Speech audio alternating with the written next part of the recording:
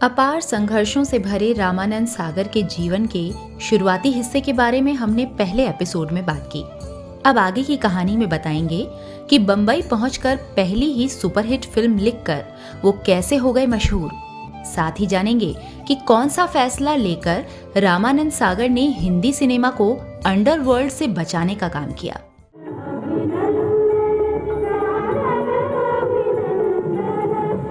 और जानेंगे कि घर घर प्रभु श्री राम को पहुंचाने के बावजूद रामानंद सागर को कोई सम्मान देने से क्यों बचती रही सरकार। और अंत में बताएंगे कि जब रामायण के प्रसारण को रोकने के लिए अंडरवर्ल्ड और सरकारी महकमे से साजिश हो रही थी, उस वक्त हिमालय से आए एक साधु ने रामानंद सागर को क्या संदेश दिया।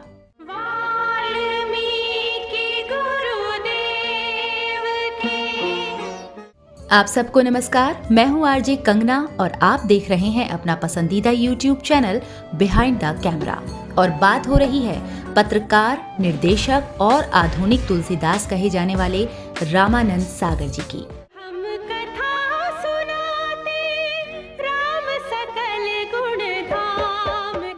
अपना सब कुछ गंवाकर रामानंद सागर परिवार के 13 सदस्यों के साथ दिल्ली पहुंच चुके थे, जहां बिड़ला मंदिर के पास स्थित रिफ्यूजी कैंप में ये लोग गुजर बसर कर रहे थे। यहां आने के बाद रामानंद सागर सबसे पहले कनॉट प्लेस स्थित अखबार डेली मिलाप के ऑफिस गए, क्योंकि लाहौर में वो इसी अखबार के लिए काम किया करते थे। वहां के संपादक ने उन्हें मौलाना अबुल कलाम से मिलाया और उनके सहयोग से उन्हें दरियागंज में 2 मकान आवंटित हुए। कुछ दिनों बाद उन्हें ऑल इंडिया रेडियो में लेखक के रूप में नौकरी भी मिल गई। रेडियो में तमाम बंदिशों के कारण ये नौकरी उन्हें रास नहीं आ रही थी और एक दिन उन्होंने इस्तीफा दे दिया। दिल इंसान का एक तराजू जो किशन चंदर, मंटो, फैज अहमद फैज और राजिंदर सिंह बेदी की सलाह पर रामानंद सागर फिल्मों में लेखन के लिए तैयार हो गए और अपनी किस्मत आजमाने बंबई चले आए।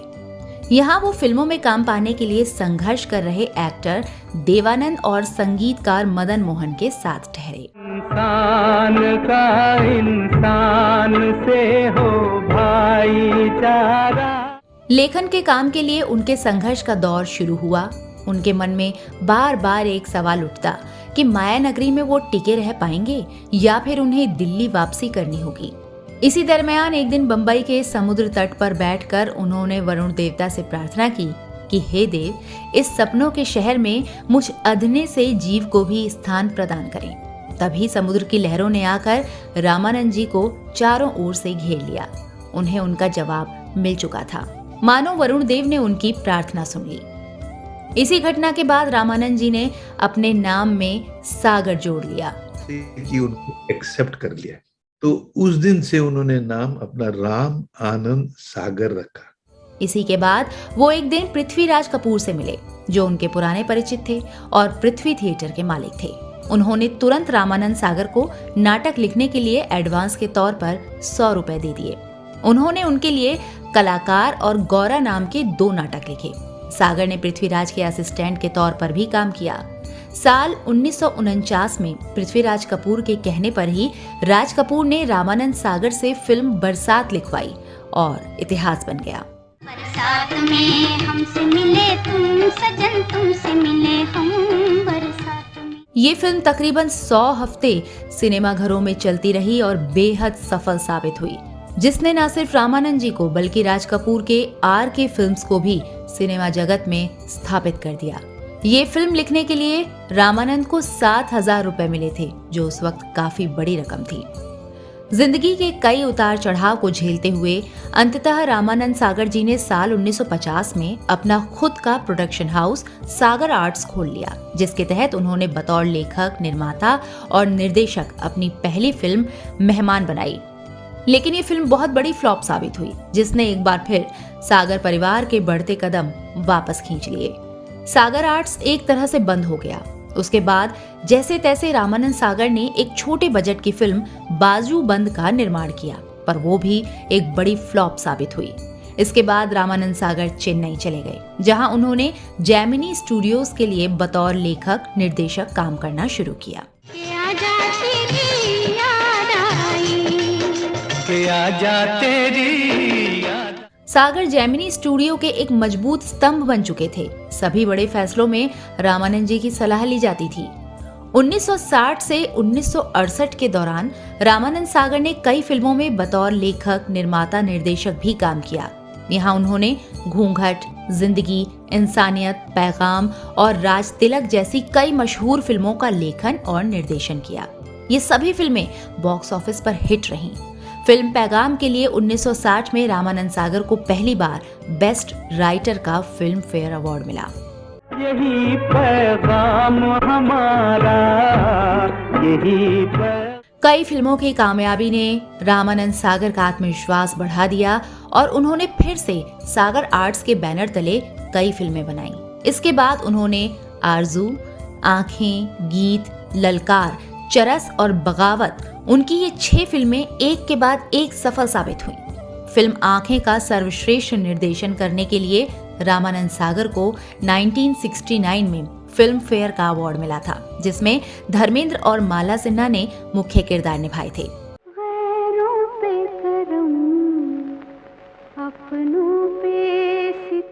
1976 में आई फिल्म चरस काफी कामयाब रही, जिसमें धर्मेंद्र और हेमा मालिनी लीड रोल में थे। इसी फिल्म की शूटिंग के दौरान स्विट्जरलैंड में उन्होंने पहली बार रंगीन टीवी देखकर छोटे पर्दे के लिए काम करने का निर्णय लिया था। 1979 में राजेश खन्ना, रेखा और मौसमी चटर्जी को लेकर फिल्म प्रेम बंधन बनाई। इसके बाद 1982 में आई उनकी फिल्म भागवत काफी पसंद की गई, जबकि 1985 में उनकी निर्देशित फिल्म सलमा को दर्शकों ने ज्यादा पसंद नहीं किया। एक लेखक निर्देशक के तौर पर रामानंद सागर का सिक्का जम गया था, लेकिन फिर ऐसा क्या हुआ कि उन्होंने टीवी की ओर रुख कर लिया। मैं तेरे प्यार में पागल ऐसे। इसके लिए थोड़ा फ्लैशबैक में चलना होगा। साल था 1970। मेघालय के शिलोंग में फिल्म ललकार की शूटिंग होनी थी। इससे पहले फिल्म के डिस्ट्रीब्यूटर शंकर लाल गोयनका और रामानंद सागर ने गुवाहाटी स्थित मां कामाख्या देवी के मंदिर जाकर दर्शन किए। जैसे ही वो मंदिर से निकल रहे थे, एक बच्ची रामानंद जी के पास आकर बोली, एक बाबा आपसे मिलना चाहते हैं। रामानंद जी आध्यात्मिक तो थे ही, वो साधु से मिलने पहुंच गए। साधु उन्हें देखता रहा पर कुछ बोला नहीं। रामानंद जी बोले कि महाराज, अगर कोई सेवा चाहते हैं तो आदेश दें, लेकिन उन्होंने कुछ नहीं कहा। इसके बाद वो प्रणाम करके चले आए। 10 साल बाद 1980 में फिल्म कोहिनूर की शूटिंग के लिए रामानंद उत्तराखंड में हर की पैड़ी से 2 किलोमीटर दूर गंगा तट पर थे। अचानक बरसात होने लगी। दूर दूर तक कोई मकान नहीं था। पास में ही एक साधु का आश्रम दिखा तो उन्होंने अपने असिस्टेंट से कहा कि जाकर आश्रय देने का आग्रह करो। जब असिस्टेंट गया तो बाबा जी बिगड़ पड़े, लेकिन जैसे ही डायरेक्टर का नाम पता चला तो बाबा जी के चेहरे का भाव बदल गया। उन्होंने माफी मांगी और आदर के साथ सबको आश्रम में लेकर आए और सबको काढ़ा पिलाया। ये बाबा कोई और नहीं, एटॉमिक साइंटिस्ट से साधु बने स्वामी रामानुज सरस्वती थे। बातचीत का क्रम जब आगे बढ़ा तो साधुओं की एक टोली आई। उन्होंने जब रामानंद सागर से कहा कि कामाख्या मंदिर की बात याद है आपको, ये सुनकर रामानंद दंग रह गए। साधुओं ने रामानंद को बताया कि वो साधु महाराज कोई और नहीं, सिद्ध महाअवतार बाबा थे। मान्यता है कि वो बद्रीनारायण की आरती पर ही आते हैं और किसी को दर्शन नहीं देते, लेकिन जब उन्होंने तुमको दर्शन दिया तभी हम समझ गए थे कि ये एक बड़े दैवीय कार्य का जिम्मा तुम्हें मिला है।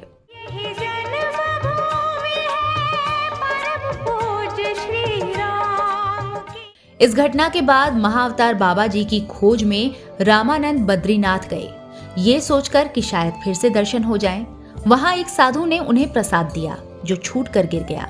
तभी एक अन्य साधु ने लपक कर उसे खा लिया और मुस्कुराते हुए रामानंद की तरफ देखा।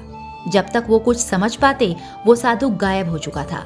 उन्हें देखने जब वो बाहर भागे तभी वहां एक राम बाबा नाम के साधु मिले, जिसने उनसे कहा कि सिनेमा छोड़ दो और टीवी के लिए रामायण बनाओ। इन सारी बातों का जिक्र रामानंद सागर की जीवनी में किया गया है।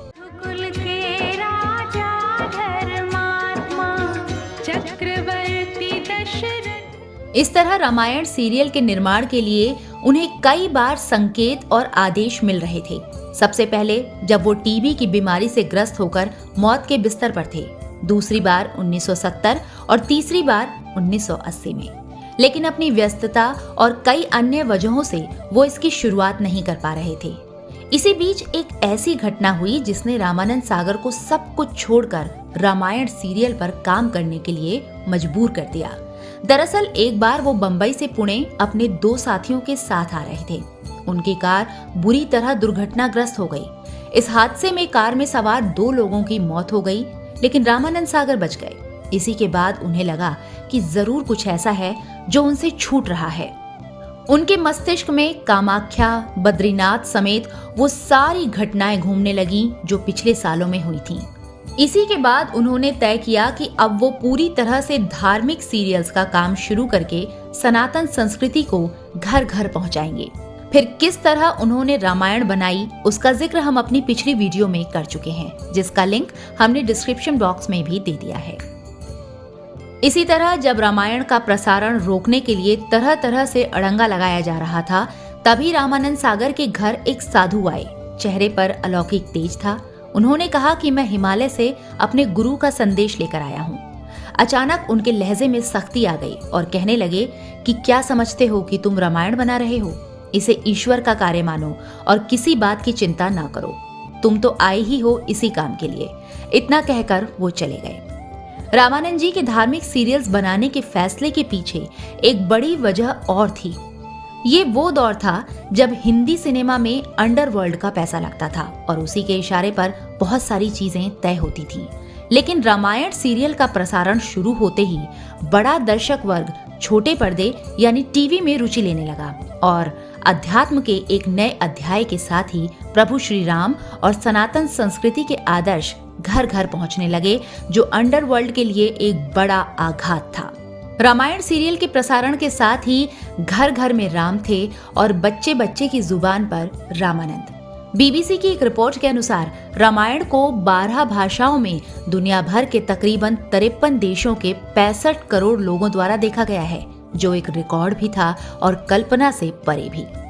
रामायण की अपार सफलता के बाद रामानंद जी ने भारतीय संस्कृति और इतिहास पर कई और धारावाहिक बनाए। इसी कड़ी में उन्होंने लव कुश, श्री कृष्ण, अलिफ लैला, जय महालक्ष्मी, जय गंगा मैया और साईं बाबा जैसे सीरियल बनाए। इसके अलावा सागर आर्ट्स प्रोडक्शन ने पृथ्वीराज चौहान, हातिम, चंद्रगुप्त मौर्य, नई वाली रामायण, धर्मवीर जैसे धारावाहिक बनाए। इसमें भी चंद्रगुप्त मौर्य धारावाहिक, जो चाणक्य की दमदार एक्टिंग के कारण रामायण जैसा प्रसिद्ध हो रहा था, उसे साजिशन एनडीटीवी इमेजिन चैनल को बंद करवाकर बीच में रोक दिया गया, जो आज तक शुरू नहीं हो सका। ये भी एक विडंबना है कि रामानंद सागर जैसी शख्सियत को उनके कद के हिसाब से कोई सम्मान तक नहीं मिला। रामायण 1987 में प्रसारित होकर घर घर पहुंचा और रामानंद सागर दुनिया भर में मशहूर हुए, लेकिन उन्हें कोई सम्मान नहीं मिला। 13 साल तक उन्हें एक अदद अवार्ड का इंतजार करना पड़ा। साल 2000 में जब देश में हुकूमत बदली, तब जाकर पद्मश्री से नवाजा गया, जो सुरेश प्रभु जैसे नेता की सिफारिश और प्रयास के कारण मुमकिन हो सका। रामानंद सागर इस सम्मान से संतुष्ट नहीं थे, लेकिन अपने बेटों और सुरेश प्रभु के कहने पर वो राजी हुए। रामानंद सागर वाकई श्री रामचंद्र के सच्चे भक्त और सनातन के झंडाबरदार थे। गौर करने वाली बात है कि 70 साल की उम्र में अक्सर लोग सारी जिम्मेदारियों से विमुख होकर बिस्तर पकड़ लेते हैं। इस उम्र में रामानंद सागर भगवान राम के संदेश जन जन तक पहुंचाने के लिए दिन रात मेहनत कर रहे थे। 12 दिसंबर 2005 को आधुनिक तुलसीदास कहे जाने वाले रामानंद सागर देह त्याग कर बैकुंठ धाम चले गए। वो वाकई धर्म, आस्था और अध्यात्म के असीम सागर थे। रामानंद जी के जीवन से जुड़ी अभी भी बहुत सी ऐसी घटनाएं हैं जिसका जिक्र इस पेशकश में समय की कमी के कारण हम नहीं कर सके। अगर आप उन्हें देखना और सुनना चाहते हैं तो कमेंट करके जरूर बताएं। हम नई जानकारी के साथ हाजिर होंगे। चैनल सब्सक्राइब करने की गुजारिश के साथ आपसे विदा लेती हूँ। नमस्कार।